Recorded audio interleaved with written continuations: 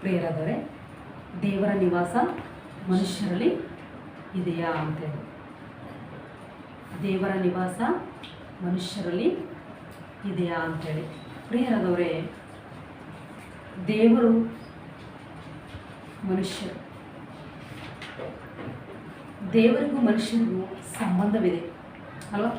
ದೇವರಿಗೂ ಮನುಷ್ಯರಿಗೂ ಸಂಬಂಧವಿರುವಂಥ ಒಂದು ವಿಷಯವನ್ನು ಇರುವ ನಿಮಿತ್ತವಾಗಿ ದೇವರ ನಿವಾಸ ಮನುಷ್ಯರಲ್ಲಿ ಇಲ್ಲವಾ, ಇದೆಯಾ ಅಂತೇಳಿ ಮನುಷ್ಯರ ಒಂದು ಸಮಾಜದಲ್ಲಿ ದೇವರು ನೋಡುತ್ತಿರೋದು ನಾವು ನೋಡ್ತೀವಿ ಪ್ರಿಯರಾದವರು. ಈಗ ನೋಡ್ರಿ, ಭೂಮಿ ಮೇಲೆ ಆಗಿರ್ಬೋದು, ದೇವರು ಉಂಟು ಮಾಡಿರ್ತಕ್ಕಂಥ ಲೋಕಗಳು ಅಲ್ವ, ಆ ಲೋಕಗಳಲ್ಲಿ ವಿಚಿತ್ರವಾದ, ಭಯಂಕರವಾದ, ಗಂಭೀರವಾದ ಸೃಷ್ಟಿಗಳಿದ್ದಾವೆ ಅಲ್ವ. ಪರಲೋಕ, ಮಹಾಲೋಕ, ಶಾಶ್ವತ ಲೋಕ, ಅಲ್ಲಿರೋ ವಸ್ತುಗಳು ಕೂಡ, ಅಲ್ಲಿರುವ ಸೃಷ್ಟಿ ಕೂಡ ಶಾಶ್ವತ ಅಲ್ವಾ. ಭೂಲೋಕ, ಇದು ಮಹಾಲೋಕ. ಈ ಲೋಕದಲ್ಲಿ ಕೂಡ ಬಹಳ ಗಂಭೀರವಾಗಿರ್ತಕ್ಕಂಥ ಬಹು ಬಲಾಢ್ಯವುಳ್ಳ ಸೃಷ್ಟಿ ಇದಾವಲ್ಲ. ಇನ್ನು ಪಾತಾಳ ಲೋಕ, ಅಲ್ಲಿ ಕೂಡ ಸೃಷ್ಟಿಗಳಿದ್ದಾವೆ. ಅಲ್ಲಿ ಕೂಡ ಏನಂತಂದರೆ ಶಾಶ್ವತವಾಗಿರುವಂಥ ಸೃಷ್ಟಿಗಳು ಕೂಡ ಇದ್ದಾವೆ ಪ್ರಿಯರಾದವರೇ.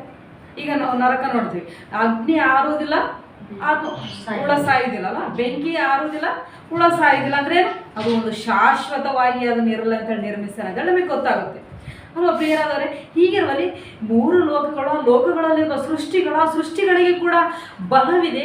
ಆ ಸೃಷ್ಟಿಗಳಿಗೆ ಕೂಡ ಕೆಲವು ಸೃಷ್ಟಿಗಳಿಗೆ ಬಲ, ಶಾಶ್ವತ ಅನ್ನೋದ ಸಮಯವಿದೆ.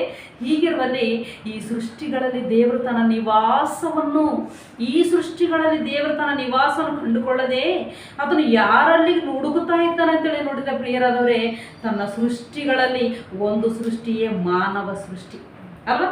ಆ ಸೃಷ್ಟಿಯಲ್ಲಿಯೇ ಆತ ತನ್ನ ನಿವಾಸ ಎಲ್ಲಿದೆ, ನನ್ನ ನಿವಾಸ ಯಾರಲ್ಲಿದೆ, ಎಲ್ಲಿದೆ ಅಂತೇಳಿ ಮನುಷ್ಯರನ್ನೇ, ಮಾನವ ಜಾತಿಯಲ್ಲಿ ಹುಡುಕ್ತಿದ್ದಾನೆ ಎಂಬುದು ನಮಗೆ ಗೊತ್ತಾಗುತ್ತೆ ಪ್ರಿಯರಾದವರೇ. ಒಂದ್ಸರಿ ಪ್ರಿಯರಾದವರೇ, ಯೆಶಾಯನ ಗ್ರಂಥ ನೋಡು, ಯೆಶಾಯನ ಗ್ರಂಥ 6ನೇ ಅಧ್ಯಾಯ 3ನೇ ವಚನ. ಅಪ್ಪ ಬೇಗ ತೆಗೆದು ಬೇಗನೆ ಓದಬೇಕು, ಸ್ಪಂದಿಸಬೇಕು ಬೇಗ.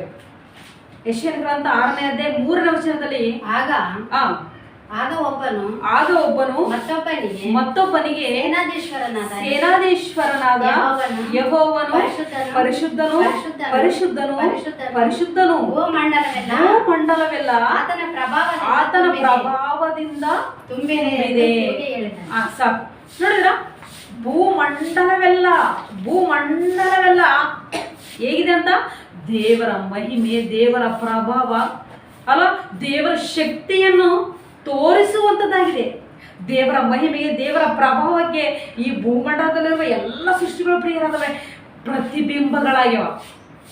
ನೋಡಿದ್ರ, ಒಂದು ಭೂಮಿಯನ್ನಾಗಿರ್ಬೋದು, ಆಕಾಶ ಮಂಡಲದಲ್ಲಿರುವ ಪ್ರತಿ ಗ್ರಹಗಳನ್ನಾಗಿರ್ಬೋದು, ನಾವು ಪ್ರಿಯರಾದವರೇ ಪರಿಶೋಧನಾತ್ಮಕ ದೃಷ್ಟಿಯಿಂದ ವಿಜ್ಞಾನಿಗಳು ಹೇಳುವುದನ್ನು ಕೂಡ ಅವ್ರು ಕಂಡುಕೊಂಡು ಹೇಳ್ತಾರಲ್ಲ, ಪರಿಶೋಧಿಸಿ ಹೇಳ್ತಾರಲ್ಲ ಗ್ರಹಗಳನ್ನಲ್ವ, ಸೃಷ್ಟಿಗಳನ್ನು, ಆ ವಿಚಾರವನ್ನು ಹಿಡಿದು ನಾವು ನೋಡಿದರೆ ಭಯಂಕರವಾದವುಗಳಾಗಿ ಕಂಡು ಬರ್ತವೆ ನಮಗೆ ಸೃಷ್ಟಿ.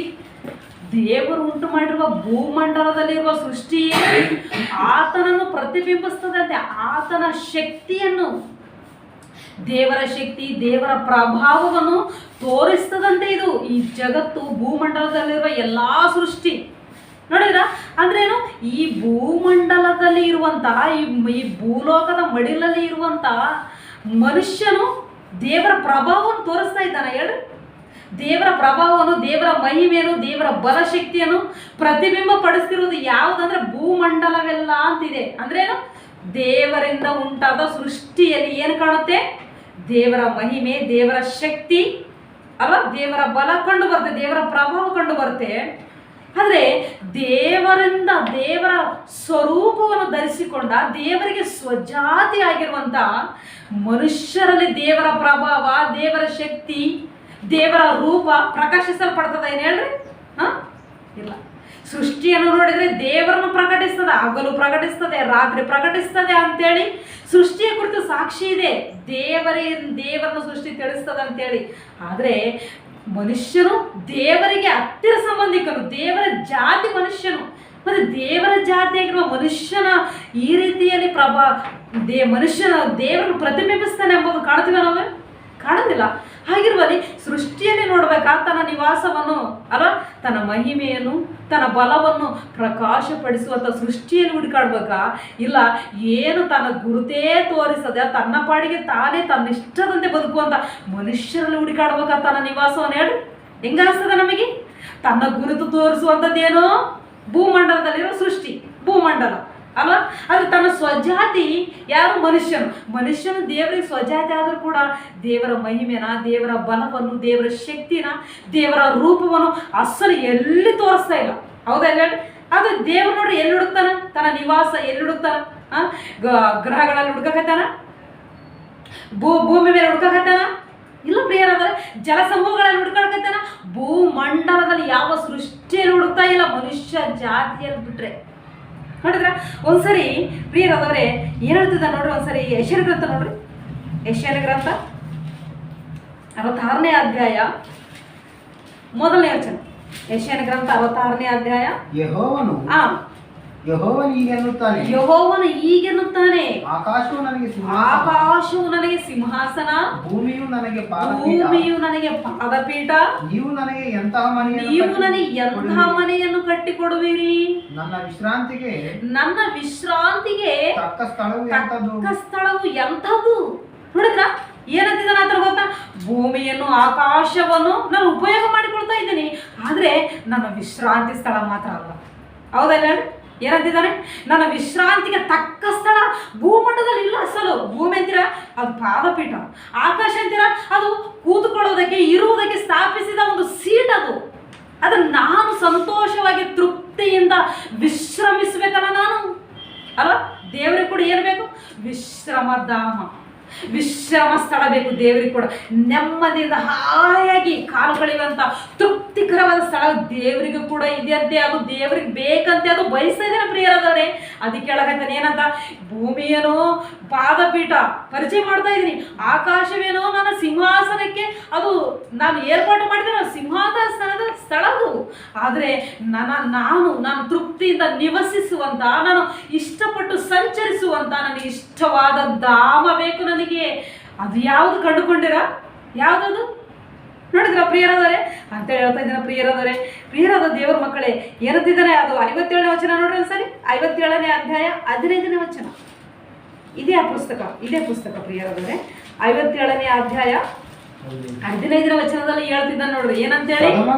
ಸದಮಲ ನೆನೆಸಿಕೊಂಡು ಶಾಶ್ವತ ಲೋಕದಲ್ಲಿ ನಿತ್ಯ ನಿವಾಸಿಯಾದ ಮಹೋನ್ನತನು ಹೀಗೆನ್ನುತ್ತಾನೆ, ಉನ್ನತ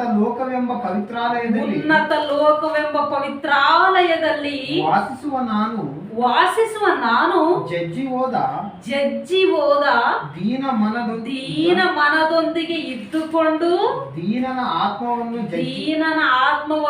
ಜಜ್ಜಿ ಹೋದ ಮನಸ್ಸನ್ನು ಉಜ್ಜೀವಿಸುವವನಾಗಿನಿ. ಪ್ರಿಯರಾದವರೇ ಏನಂತ ಹೇಳಕತ್ತಾನೆ ಗೊತ್ತಾ? ನನಗೆ ವಿಶ್ರಮಧಾಮ, ನನಗೆ ವಿಶ್ರಮಿಸುವ ಸ್ಥಳ ಯಾವುದಂತದು ಯಾವುದಂತೇಳಿ ತಾನು ಗುರುತಿಸಿನ ಗೊತ್ತಾ ಪ್ರಿಯರಾದವರೇ?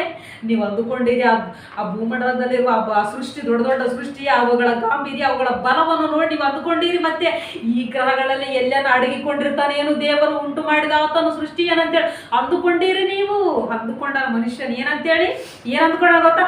ದೇವರ ಕಣವನ್ನು ನಾವು ಹುಡುಕ್ತೀವಿ, ನಾವು ದೇವರ ಕಣವನ್ನು ಹಿಡಿದುಕೊಳ್ತೀವಿ ನಾವು ಅಂದ್ಕೊಂಡಾರ. ಇದೇ ಆಲೋಚನೆ ಮಾಡ್ಯಾರ. ಏನಂತ? ಭೂಮಂಡಲದಲ್ಲಿ ಎಲ್ಲೆಲ್ಲಿ ಸಿಗ್ತದೆ ಯಾವ ಸೃಷ್ಟಿಯಲ್ಲಿ, ಆಕಾಶ ಗ್ರಹಗಳ ಆ ಮಂಡಲಗಳಲ್ಲಿ ಎಲ್ಲೆಲ್ಲಿ ಸಿಗ್ತದೆ, ಅಂತರಿಕ್ಷದಲ್ಲಿ ಏನು ಈ ಜಗತ್ತೆಲ್ಲವನ್ನು ಉಂಟು ಮಾಡಿರುವ ಒಂದು ಶಕ್ತಿ, ಒಂದು ಅಣು, ಒಂದು ಕಣ ಸಿಗ್ತದೆ ಅಂದ್ಕೊಂಡವ್ರು ಅವರು. ಅದಕ್ಕೆ ದೇವರು ಹೇಳಕೈತಾನೆ ಏನಂತ? ಅವಲ್ಲ, ನಾನು ವಿಶ್ರಮಿಸುವ, ನಾನು ನಿಮಗೆ ಸಿಗುವ ಸ್ಥಳ, ನನ್ನ ಗುರುತು, ನಾನಿರುವ ಸ್ಥಳ ಯಾವುದು ಗೊತ್ತಾ? ಅದು ಕೂತುಕೊಳ್ಳೋದಕ್ಕೇನೋ ಆಕಾಶ ಸಿಂಹಾಸನ, ಕೂತುಕೊಳ್ಳೋ ಸ್ಥಳ, ಪಾದ ಇಡುವ ಸ್ಥಳ ಭೂಮಿ. ನಾನು ಇರುವುದು ಎಲ್ಲಿ ಅಂದ್ಕೊಂಡಿರಿ ನೀವು? ನಾನು ಸಂಚರಿಸುವುದು ಎಲ್ಲಿ ಅಂದ್ಕೊಂಡಿರಿ ನೀವು? ಏನಂತ? ದೀನ ಮನನೊಂದಿಗೆ ಇದ್ದುಕೊಂಡು. ನೋಡಿದ್ರ?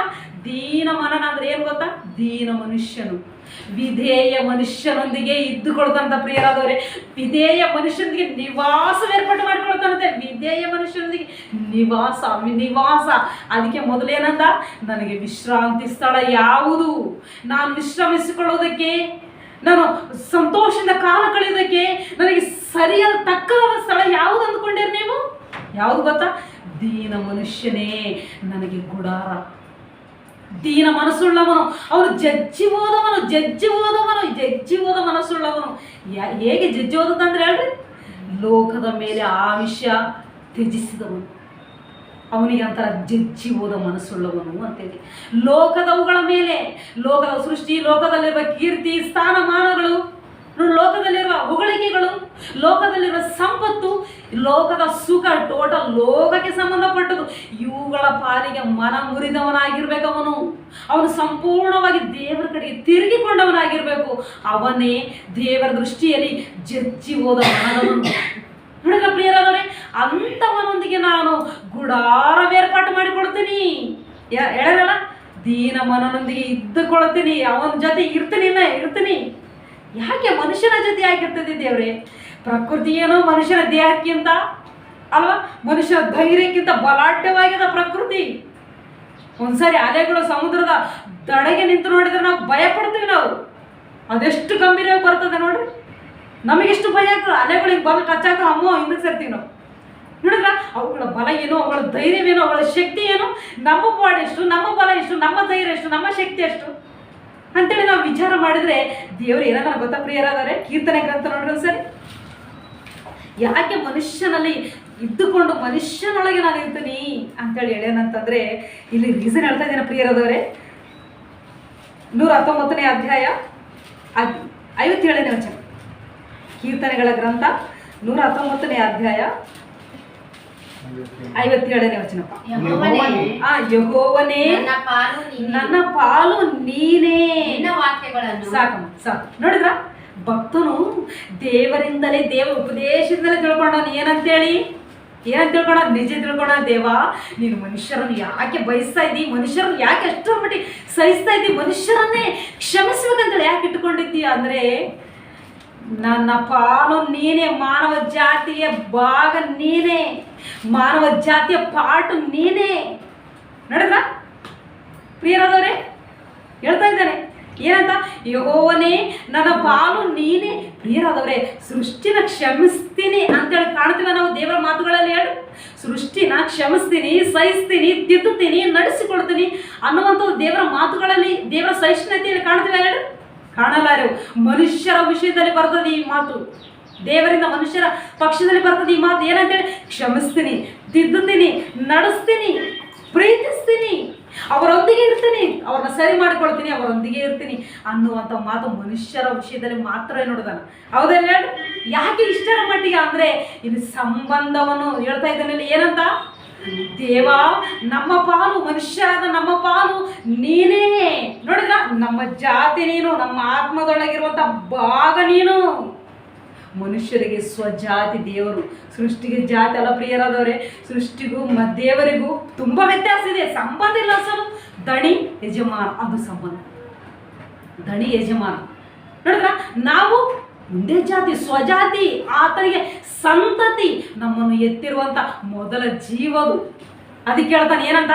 ನನ್ನ ಭಾಗ ನೀನೇ, ನನ್ನ ಭಾಗ ನೀನು, ನನ್ನ ಆತ್ಮನವನು ಎತ್ತಿರುವಂಥ ಆತ್ಮ ನಿಂದು. ನೋಡಿದ್ರ, ಈ ನಿಮಿತ್ತವಾಗಿ ಅದನ್ನು ಕೋರ್ತಾ ಇದ್ದಾನೆ. ಏನಂತೇಳಿ? ನನ್ನ ವಿಶ್ರಮ ಸ್ಥಳ ಮನುಷ್ಯರೇ. ಆ ಮನುಷ್ಯರು ಯಾರು? ದೀನ ಮನನು. ಮನುಷ್ಯರಲ್ಲಿ ತೋರಿಸ್ಯಾನ. ಮತ್ತೆ ಎಲ್ಲರೂ ಅಂದ್ಕೊಂಡಿರ? ಎಲ್ಲರೂ ಸಾಧ್ಯವಿಲ್ಲ. ಎಲ್ಲರೂ ಹೊರಗೊಡಿಸೋರು, ಎಲ್ಲರೂ ನೋಯಿಸೋರು, ಚುಚ್ಚು ಹೊರಗೊಡಿಸ್ತಾರೆ ಎಲ್ಲರೂ. ಅದಕ್ಕೆಲ್ಲ ಹೊರಗೆ ನಿಂತು ಏನಂತಾರಂತ? ಹೃದಯದ ಬಾಗಿಲಲ್ಲಿ ನಿಂತುಕೊಂಡು ದಿನಾಲು ಎಚ್ಚರಿಸ್ತಾ ಇದ್ದೇನೆ, ದಿನಾಲು ಎಚ್ಚರಿಸ್ತಾನೆ. ಇಲ್ಲ ಹೇಳಿ, ಇವತ್ತು ಡೈರೆಕ್ಟ್ ಮೆಸೇಜ್ಗಳು, ಮೊಬೈಲ್ ಮುಖಾಂತರ ಮೆಸೇಜ್ಗಳು ಆದರೂ ಕೂಡ ಮನುಷ್ಯನ ಹೃದಯ ಮೃದುವಾಗಿ ದೇವರು ಮೆಚ್ಚುವಂತೆ ಇರ್ತದೇನು ಹೇಳ್ರಿ? ಇನ್ನಷ್ಟು ಕೊಬ್ಬೆ ಇರ್ತದೆ. ಯಾಕೆ ಕೊಬ್ಬೆ ಇರ್ತದ? ಲೋಕದವುಗಳ ಮೇಲೆ ಆಮಿಷ. ಹೌದಾ ಇಲ್ಲ ಹೇಳಿ? ದೇವ್ರು ಹೇಳ್ತಾನೆ ಏನಂತ? ಅವರ ಕಿವಿ ಕೇಳಿಸ್ತಿದ್ರು, ಅವರ ಕಣ್ಣು ಕಾಣ್ತಾ ಇದ್ರು, ಅವರು ಅರಿತುಕೊಳ್ಳುವುದಿಲ್ಲ ನಿಜವನ್ನವರು. ಯಾಕೆ ದೇವ್ರ ಅಂದ್ರೆ ಅವ್ರ ಹೃದಯ ಕೊಬ್ಬೇರದ. ನೋಡಲ್ಲ, ದೇವರಿಗೆ ವಿರೋಧ ಸೊಕ್ಕು ತುಂಬಿಕೊಂಡದಂತ. ಯಾಕೆ? ಲೋಕದವುಗಳು ಎಲ್ಲವುಗಳು ಸಿಂಹಾಸನ ಹೃದಯ. ಮತ್ತೆ ಇನ್ನೇನು? ಅದನ್ನ ಹೇಳಕ್ಕಾಯ್ತಾನ ದೇವರು. ಕೊಬ್ಬೇರದವುದು ಲೋಕದವಳಿಗೆ ಸ್ಥಾನ ಕೊಟ್ಟ ಹೃದಯದಲ್ಲಿ ಅವರು. ನಡೆದ್ರ ಪ್ರಿಯರಾದರೆ, ಇಂಥವನು ದೀನ ಮನನು ಅಲ್ಲ, ಇಂಥ ಮನುಷ್ಯನು ದೇವರಿಗೆ ಗುಡಾರ ಅಲ್ಲ.